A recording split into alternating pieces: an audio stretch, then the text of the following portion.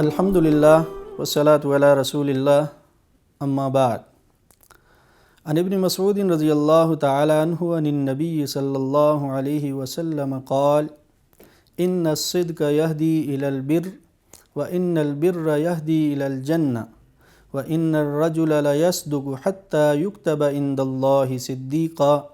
وان الکذب یہدی الی الفجور وان الفجور یہدی الی النار وَإِنَّ الرَّجُلَ لَيَكْذِبُ حَتَّى يُكْتَبَ عِندَ اللَّهِ كَذَّابًا متفق علیہ۔ سامعین محترم، آپ حضرات کے سامنے اللہ کے نبی صلی اللہ علیہ وسلم کا ایک فرمان پڑھا جس کا مفہوم یہ ہے کہ حضرت ابن مسعود رضی اللہ تعالیٰ عنہ اللہ کے نبی صلی اللہ علیہ وسلم سے روایت فرماتے ہیں کہ آپ صلی اللہ علیہ وسلم نے ارشاد فرمایا ان الصدق یہدی الی البر، کہ بے شک سچائی رہنمائی کرتا ہے، لے جاتا ہے نیکی کی طرف، وان البر یہدی الی الجنہ، اور نیکی انسان کو جنت کی طرف لے جاتی ہے، وان الرجل لیصدق حتی یکتب عند اللہ صدیقا، اور انسان سچ بولتا رہتا ہے، سچ بولتا رہتا ہے یہاں تک کہ اللہ کے ہاں اس کو صدیق لکھ دیا جاتا ہے۔ فرمایا وَإِنَّ الْكَذِبَ يَهْدِي إِلَى الْفُجُورِ، اور اسی طرح جھوٹ وہ انسان کو برائی کی طرف لے جاتا ہے، وَإِنَّ الْفُجُورَ يَهْدِي إِلَى النَّارِ، اور برائی انسان کو جہنم کی طرف لے کر چلی جاتی ہے، وَإِنَّ الرَّجُلَ لَيَكْذِبُ حَتَّى يُكْتَبَ عِندَ اللَّهِ كَذَّابًا، اور انسان جھوٹ بولتا رہتا ہے، جھوٹ بولتا رہتا ہے یہاں تک کہ اللہ کے ہاں اسے جھوٹا لکھ دیا جاتا ہے۔ حدیث مبارکہ بڑی واضح ہے۔ اللہ کے نبی صلی اللہ علیہ وسلم نے دو طرح کے لوگوں کا ذکر کیا۔ ایک وہ لوگ جو سچ بولتے رہتے ہیں، سچ بولتے رہتے ہیں، اور فرمایا کہ یہ سچ کی برکت ہے، یہ سچ بولنے کی وجہ سے اللہ سبحانہ وتعالیٰ انسان کو نیک راستے کی طرف لے جاتے ہیں۔ تو ہم ذرا غور کریں کہ ہم نیک راستے کی طرف کیوں نہیں آ رہے، تو اس کی بنیادی وجہ جو ہمیں نظر آئے گی کہ ہم سچ سے بہت زیادہ دور ہیں۔ جو انسان بھی سچ کو اپنا لیتا ہے وہ انسان ہمیشہ نیکی کی طرف آتا ہے۔ ایک شخص آیا، اللہ کے نبی صلی اللہ علیہ وسلم سے سوال کیا کہ اللہ کے رسول، آپ مجھے ایک چیز کی اجازت دے دیجئے کہ وہ میں یہ برائی کر لوں۔ بہت سی برائیوں کا اس نے ذکر کیا، تو اللہ کے نبی صلی اللہ علیہ وسلم نے اسے ایک ہی جملے میں ارشاد فرمایا کہ تم سچ بولا کرو اور جھوٹ چھوڑ دو۔ اب وہ شخص جب شراب کی طرف جانے لگا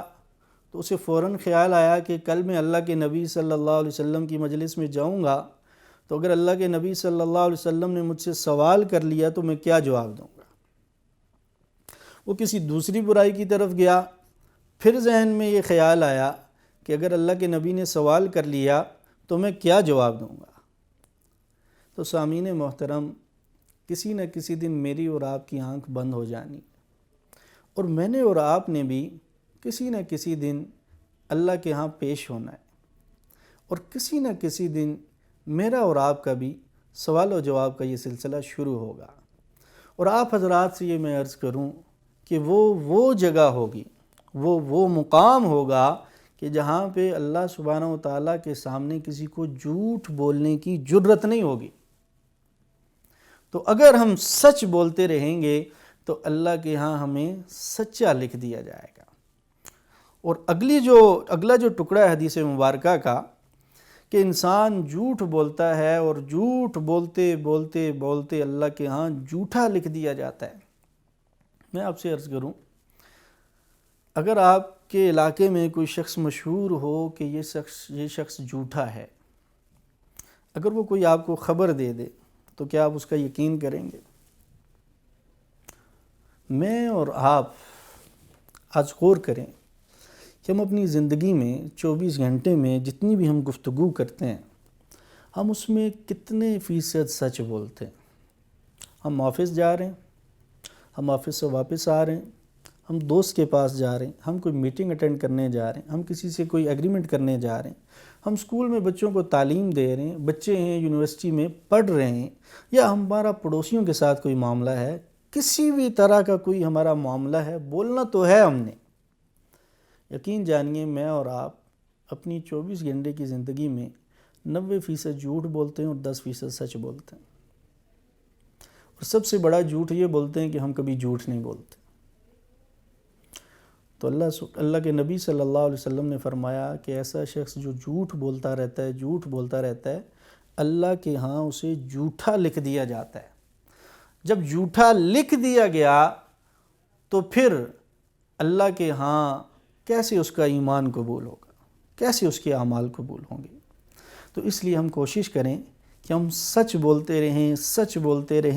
بولتے رہیں اور اللہ کے ہاں ہمیں صدیق لکھ دیا جائے۔ وآخر دعوانا الحمدللہ۔